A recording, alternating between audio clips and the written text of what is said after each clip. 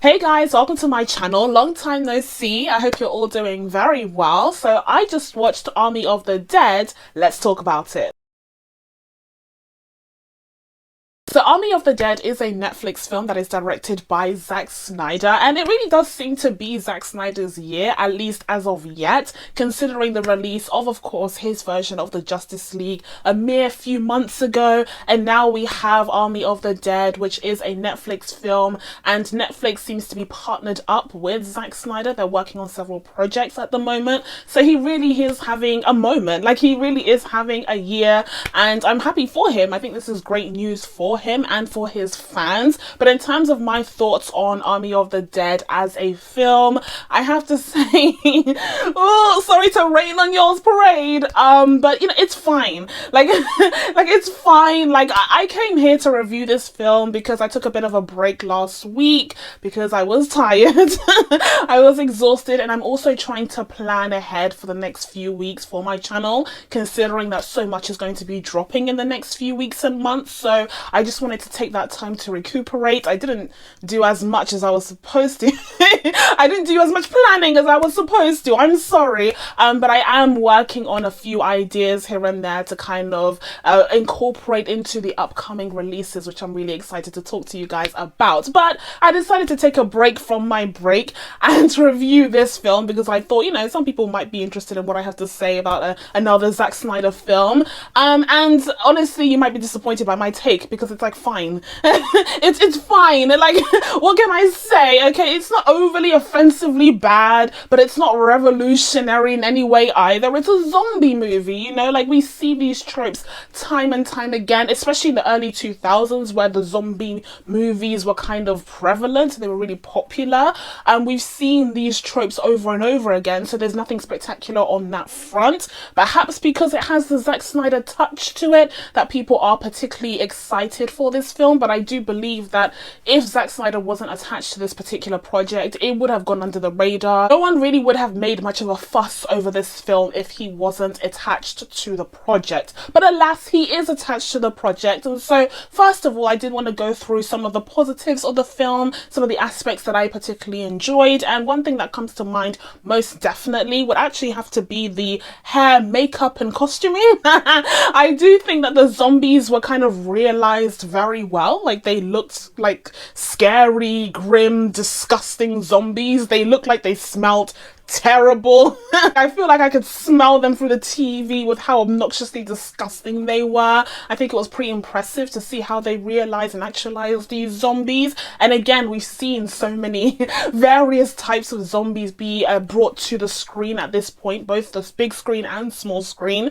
But yeah, it's always fun to see good makeup work. It's always fun to see cool prosthetics, you know, so I can appreciate that. And I also did like the aspect of the story, the fact that these zombies were supposed to be a little bit smarter. I liked that in theory. In reality, I will say, just watching the film, I didn't really see much of a difference between the intellectual levels of the zombies that we have seen in so many other films previously in comparison to these guys, because it was supposed to be this premise where you have these intelligent zombies that have created this hierarchy, and they've created a whole society within Las Vegas that's been shut off from the rest of America in quarantine. But in reality, that wasn't really actualized very well. I appreciate it in theory, and I like the idea of the premise, but I would say that a lot of work needed to be done in order to make these zombies stand out from the literal crowd of zombie movies and TV shows that we have.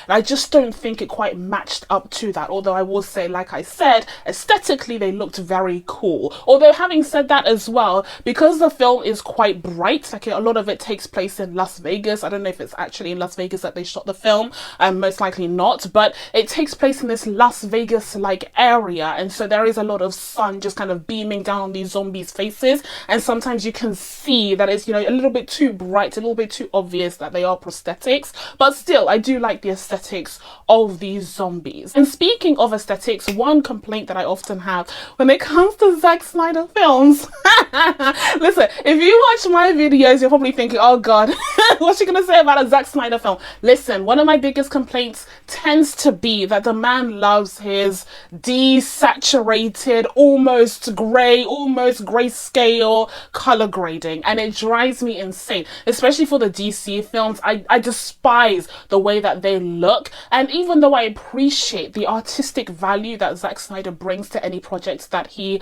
is a director of, I still dislike the aesthetic that he brought to the DCEU. I just think it's so ugly. I think it's so aesthetically unappealing, and so that's one of my biggest pet peeves when it comes to the stylizations of his films. But when it comes to this one, like, it's actually got color in it. Like, it's actually, we're using the colors of the rainbow. Like, we're using more than just a blue contrasted with an orange, even though there was a scene that was just so obviously that in this film. There was a scene where it was just almost pitch black and it was like a bluey black and it was contrasted against the orange because they're contrasting colors on the color wheel. Like, we get it, but he does that often, and it was only one scene that I was like, god damn it, you're back to your old ways. But for the rest of the film, it is a very different color story because we're playing off of the desert, we're playing off of Las Vegas, and I appreciated that. I really enjoyed seeing that kind of brighter, a little bit more colorful. It's not like colorful, but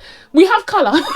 Although I will say again, and I hate to bring up all of these positives in this section only to like have a caveat with a negative point, but I will say, considering the promotional materials that we've seen for this film, considering the technicolors, the neons that were used for the posters that were released for the promotion of the film, I was kind of disappointed to see how overall quite bland it ended up looking. I mean, oftentimes I say that Zack Snyder is a better cinematographer than he is a director. I still stand by that, having seen this film. But even then, like, I don't feel like the film itself captures the vibrancy, the neon, you know, the craziness aesthetically of the posters that we were shown by Netflix. So I definitely would like to point that out, that there's definitely a discrepancy there. I feel like the promotional materials for Army of the Dead very much were reminiscent of the promotional materials for Suicide Squad, which is interesting. That's also getting a second iteration later on this year. And also in general, there are quite a bit of similarities between Suicide Squad and Army of the Dead,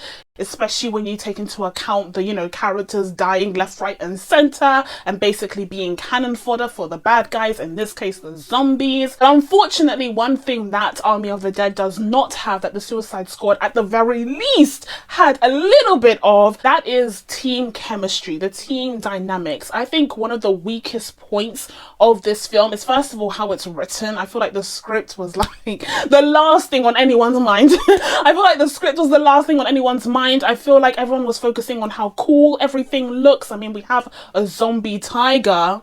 We have a zombie tiger. Like, yes, everyone was thinking about how cool everything would look. Everyone was thinking about the aesthetic and these characters being portrayed as tough and brave and ultra masculine and very Zack Snyder, and that's fine. But the writing, the writing is what really got the short end of the stick, because the story is both nonsensical but also really basic. Like, it's really basic in terms of, you know, you have this premise where you have this group that comes together in order to steal $200 million out of a safe that is located in this like casino in Las Vegas. But of course, Las Vegas is blocked off because that's where the zombies were quarantined to, and within a few days the whole place is about to blow up because the government decided, hey, let's just blow this thing up, okay, let's just drop a nuke, okay, and get rid of all the zombies at once. Problem solved, done and dusted, right? That of course that would be the thing that they would do, and I'm surprised they didn't do it earlier. But anyways, so then you have this group come together and they're supposed to kind of work together to get through the zombies, get to the casino, and then get back out again. And that's a pretty simple premise, so we could have worked with that. But then the complexity arises when you also have this added element of, you know, Dave Bautista's character who has this daughter and they have a tough relationship, and that whole whole storyline to me was just so superfluous. Like, it just didn't make any sense. We didn't need it. We didn't need it. I'm telling you, nothing about this story would have changed if we'd gotten rid of the daughter. Hashtag get rid of the daughter. Hashtag get rid of the... She was a massive liability. We're supposed to believe that these guys are professionals. Oh God, they always do this. They're supposed to be professionals, but then they allow this little girl, okay, well, she's an adult, but whatever. They allow his daughter to join them on the trip, being a massive liability. I really don't understand why. I really do not understand why. And then you have this storyline, like I said, where we explore, you know, his relationship with his daughter, and it's no. I don't think they had great father-daughter chemistry. In general, I feel like Dave Bautista's performance here wasn't the strongest that we've seen from him. I feel like for the most part that might be down to the rigidity of his face in this film. His face felt very rigid. It felt as though he couldn't move a lot of the muscles, the fine muscles in his face in order to convey emotions. There would be times when he would have a tear, you know, the single tear that drops down your cheek, but it felt like the rest of his face like literally couldn't move, like it was set in stone. And to me it kind of looked like he may have gotten like some fillers or some Botox in there, which is absolutely fine for him personally. But as I mentioned in my review of The Undoing, when I was talking about Nicole Kidman's performance in that series, I do think more actors should start to think about how these cosmetic procedures, however superficial they may be, will actually end up impacting their performances, especially in the way that they express emotions through their face on screen. I do think that that very much impeded his performance here, but at the same time, like, his character wasn't given much, you know, meat. There was not really much to his character to sink his teeth into to begin with, and his relationship with his daughter is just like the most standard thing. Like, that's such a shortcut for a male character in a film or TV show to have a backstory. And I actually spoke about this recently in my review of Without Remorse, where I talked about the term fridging, and I believe it originated in comics. It's basically, generally speaking, when a female character, usually a love interest, is killed off early on in a story in order to propel the plot, propel the storyline for a male character to kind of get him to be motivated to do whatever it is that the plot needs him to do. And this is very much the case in this film as well, where Dave Bautista's wife ended up dying at the beginning of this story that we're presented with, and that is what propels him to kind of go on this killing spree of zombies, on top of the fact that he has to survive the situation, obviously, like it's the zombie apocalypse. But still, we have a fridging. A fridge is a fridge, okay? And as I said in that review, society has progressed past the need for fridging. I'm tired of it, okay? I'm sick and tired of it, because unfortunately for the longest time that was the only way that female characters were incorporated into an action film, okay, into these kinds of stories that are usually male-led, is just by killing them off and for them to act as motivation for the male character, the male protagonist, to do something. Sick of it. I'm tired of it, okay? Although to this film's credit, it does have a pretty balanced team when it comes to gender. Like, there are female characters in here, although I have to say, whilst across the board the characters are given the short end of the stick, and because they're not particularly memorable, they're not particularly interesting, I do still think that the male characters were given more. Like, we were all given basically nothing, but the male characters had a bit of an inch up, okay? And I will stand by my statement that I don't think that Zack Snyder portrays women in a very interesting, innovative way. I just don't. I feel like the female characters in his films scarcely shine. So I'm not surprised to see that the female characters in this film were given the short end of the stick, even more so. I found it interesting how the cast was largely unknown. There were a few cast members that I recognized from like TV shows, like Shades from Luke Cage, and that guy, the guy that was like the southern guy from the Mindy Project. I recognized him. But otherwise, like, it was a pretty low-key cast, which could have worked if the cast had great chemistry and they had a great team dynamic. That could very much have worked, and it could have created stars among them. But instead, I didn't really find find them to be particularly memorable or remarkable in any way. I will say if there was one, I guess, somewhat memorable team dynamic that was going on there, it would be the friendship that developed between Omari Hardwick and the blonde German guy. At the beginning, it's shown that Omari Hardwick's character automatically hates him because he's like, you know, what's this kid doing here, sort of thing. And it was kind of telegraphed to us like what would happen, basically. Like, you could see the machinations happening right in front of your eyes. They were setting up the idea that he would hate him initially, and then down the line he would gain respect for him, and then afterwards there would be a sacrifice. You know, who would sacrifice what, we didn't know yet, but ultimately that was the path that they were going down, and you could see it from the moment, like from jump. And that's exactly what happened. And so I felt like, yeah, it was very much telegraphed, it was very much predictable, but honestly it was more than the nothing that we got from everyone else. So they ended up being the most memorable duo of the team. I will say though, to Zack Snyder's credit, he very much made use of the, I guess, like R rating. Is it an R rating in America? Here it's 18. He very much made use of that rating. Okay, this film is gory, this film is bloody, this film is disgusting, okay, it's very explicit. And like I said, I very much feel like he made use of the fact that this is an 18 and it's going to be landing on Netflix, and therefore he didn't have to worry about, you know, the box office and how having an 18 rated movie would be affecting the box office. So, you know, good for him. He very much made use and took advantage of that rating. I will say though, considering the fact that, like I said, we are going to be seeing a second iteration of the Suicide Squad in literally a few months from now, and that movie is supposed to be R-rated, but it's like a 15 here in the UK as opposed to an 18. I wonder how that film will hit, having seen the grotesqueness and seeing the, you know, the full, the pushing the full limit over with Zack Snyder's film. I wonder how James Gunn is going to tackle the R rating for Suicide Squad. Is it going to fall flat a little bit after seeing this film? I'm not sure. They are completely different properties, but there are definitely similarities there. And I think when it comes to the Suicide Squad, like I said,